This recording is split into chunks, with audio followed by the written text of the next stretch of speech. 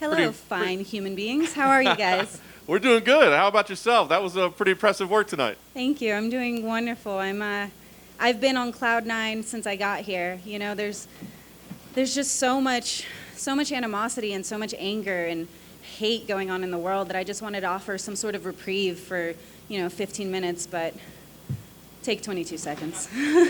Talk about the journey to get here. I mean, there were so many delays along the way after your first fight to get here. Can you talk about just, I guess, mentally what it's been like from your first fight to here? Oh Lord, I just try to be a ray of sunshine. So I always have a positive mentality. So when my first fight fell through, I just ate a bunch of chicken wings, and I'm like, all right, let's get ready for the next one. And then my next fight fell through, and I was like, all right, you know what?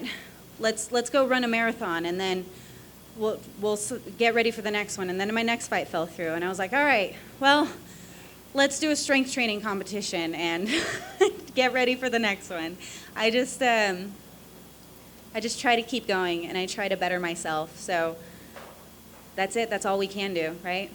Well, it turned out great for you. I mean, did you envision an opportunity to go in there and get done in less than a minute? As you said, you were ready for 15, but did you ever play out a scenario where you'd have a quick finish like that? No, sir. I've never played out a quick finish for myself. I wanted a quick finish, but I prepare for a marathon. I prepare to go, and that's just the type of fighter and athlete that I am, that I have to be well-rounded and I have to prepare for everything. So, no, I was not ready for it, but I heard my corner go for the kill, prison rules. So I went for it. It did seem like she caught you very early on. I mean, was that what triggered the aggression, or what? I mean, what did that you came out with that flurry like that? What was it? So she came in. There was a little tap, and she wanted to go in for the takedown, and that's not a smart idea. Not especially when I am a very cerebral and strategic fighter, and I've put myself in countless positions, and I knew what to do there because I've been there. And as soon as I felt my power go through, my husband actually has been correcting me. He's like, follow through with your cross, follow through with your cross. And, I was emaciated, so I couldn't. But today I did, and I told him, I said, I followed through, so we're good.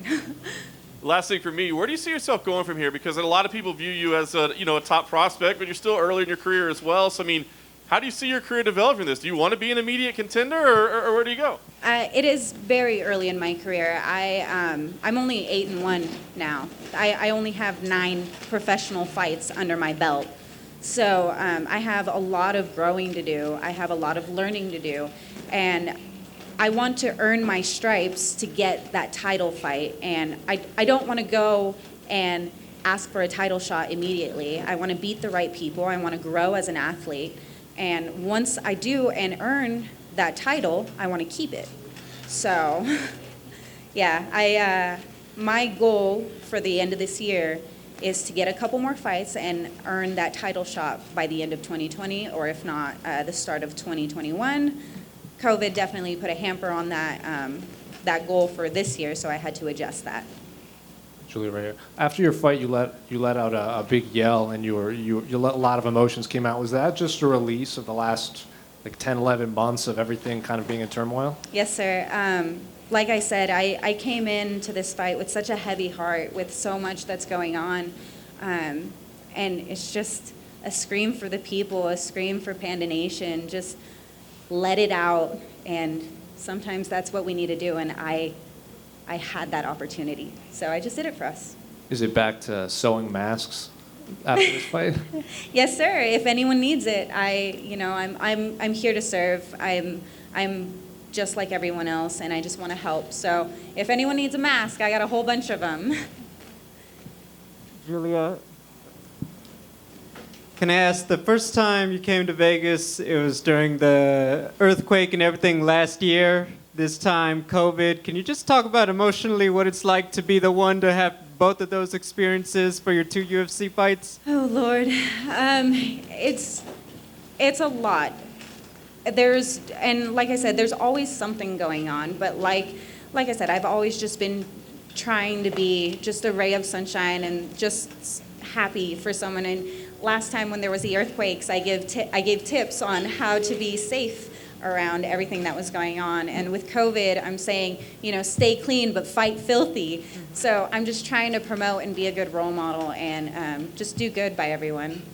After all the adjustments, were just emotionally, what was it like to not fight Carol after preparing for her twice and everything? 4 times. That was 4 times. 4 times with Carol. It's fine. It's none of her fault. I do not hold it against her, but I'm over it. If we see each other in the future, then blessed, I will do it. But gosh, I feel like it's cursed at this point. Worse than Tony Habib? I mean, it's like, it's not as high caliber, but I think it's like comparable. Gotcha. Final question from me. Obviously, 2 wins. This one the biggest now with that finish. Can you just talk about being a fighter, local circuit, smaller level, to now, hey, the UFC spotlight and getting all of that attention that you maybe didn't before? So here's the thing. My first fight was against Marion Renault. She's number 10. So yeah, it may have been smaller circuit, but she's still a badass, and I still beat her. Nico Montano, it was a small circuit, but she was the inaugural flyweight champion. So yes, maybe I fought smaller circuits, but I have not fought hard, like easy people. So people can say like, oh, she came up, she has easy wins. I don't have easy wins. I've fought hard, tried and true people, and I don't take easy fights. And I think that my performance shows that. Speaking of coming up, as you had your earlier career, you mentioned the Renault fight, but after that, I think you took like a 3 or 4 year hiatus in between. Yes, ma'am. And then came back. What was it that happened in between that period of time?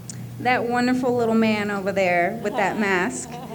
We moved from California to Oklahoma, and I needed to find the right home for me for training. And so, long and short of it was life happened. And I needed to reassess and find what fits for our training goals because we have different goals. So, yeah, I just put my family first. And when it came to deciding like to do MMA, because you went to Notre Dame and then you have the geology career that you have as well on top of it. So what was it that made you settle and decide on MMA, that you were going to go full steam at it? So it wasn't necessarily MMA because I still train in a variety of things. Like I can go run a marathon if I wanted to, and I'm competitive. I run a 3:21. Like I can do well.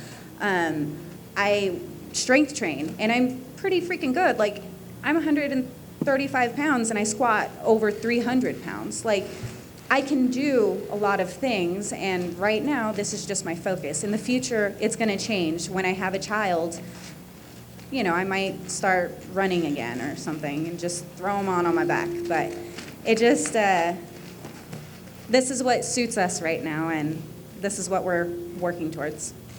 Thank you. Thank you. All right. Thank you all so much.